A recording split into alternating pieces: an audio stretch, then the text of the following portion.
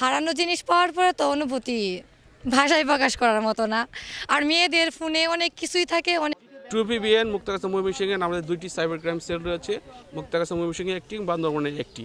এই দুইটি cyber crime সেলের মাধ্যমে আমরা প্রতি মাসে প্রায় শতাধিক পরিমাণ মোবাইল উদ্ধার করে থাকি। তারই ধারাবাহিকতা আজকে আমরা 101টি হারানো মোবাইল ফোন উদ্ধার করে প্রকৃত মালিককে ফেরত দিলাম। সাথে সাথে আমরা সাইবার ক্রাইমের বিশেষ করে ফেসবুক আইডি হ্যাক হয়েছে এরকম 5টি আইডি হ্যাক আইডিকে পাসওয়ার্ড উদ্ধার করে ফেরত দিলাম, এবং তাছাড়া একটি টেলিগ্রাম আইডিও উদ্ধার করে দিয়েছি আমরা। এবং বিকাশে ভুলক্রমে চলে যাওয়া প্রায় কত টাকা, 38,000 টাকা, এটা আমরা অন্য অ্যাকাউন্টে ভুলক্রমে চলে গিয়েছিল, সেটাও আমরা উদ্ধার করে প্রকৃত মালিককে ফেরত দিলাম।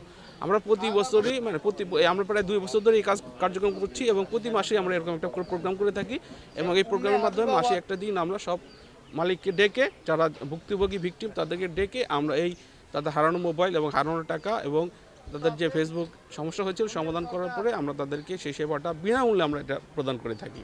উদ্ধার করে দিচ্ছি প্রায় ছিনতাই মোবাইল বা চুরি বা হারানো যে কোনোভাবে হোক না কেন, থানার জিডির কপি যদি আমাদের কাছে দেওয়া হয় তাহলে সেই জিডির সূত্র ধরে আমরা মোবাইলটা উদ্ধার করে থাকি।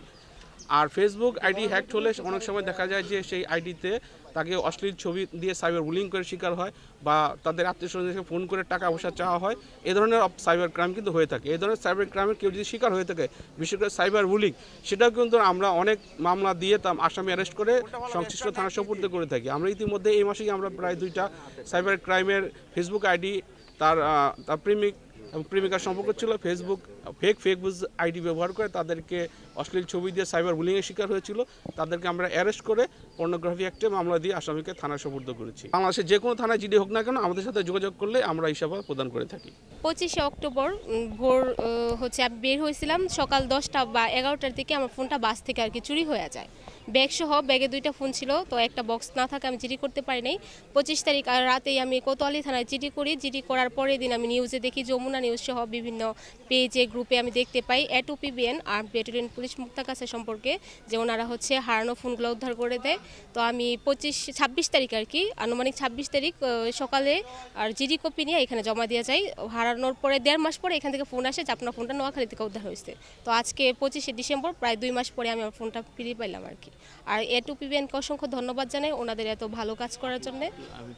আমি তো আশা হারিয়ে ফেলছিলাম যে আমার ফোন আরও পাবো না, 8 মাস হয়ে গেছে। আমার ফোনটা যে পাওয়া যাবে আমি এটা আশায় ছেড়ে দিয়েছিলাম, কিন্তু ফোনটা পাইছি।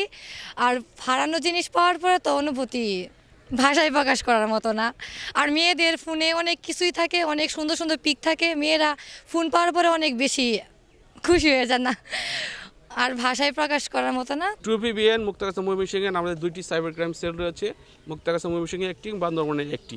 এই দুইটি সাইবার ক্রাইম সেলের মাধ্যমে আমরা প্রতি মাসে প্রায় শতাধিক পরিমাণ মোবাইল উদ্ধার করে থাকি। তারই ধারাবাহিকতা আজকে আমরা 101টি হারানো মোবাইল ফোন উদ্ধার করে প্রকৃত মালিককে ফেরত দিলাম। সাথে সাথে আমরা সাইবার ক্রাইমের বিশেষ করে ফেসবুক আইডি হ্যাক হয়েছে এরকম 5টি আইডি হ্যাক আইডিকে পাসওয়ার্ড উদ্ধার করে ফেরত দিলাম, এবং তাছাড়া একটি টেলিগ্রাম আইডিও উদ্ধার করে দিয়েছি আমরা। এবং বিকাশে ভুলক্রমে চলে যাওয়া প্রায় কত টাকা, 38,000 টাকা, এটা আমরা অন্য অ্যাকাউন্টে ভুলক্রমে চলে গিয়েছিল, সেটাও আমরা উদ্ধার করে প্রকৃত মালিককে ফেরত দিলাম।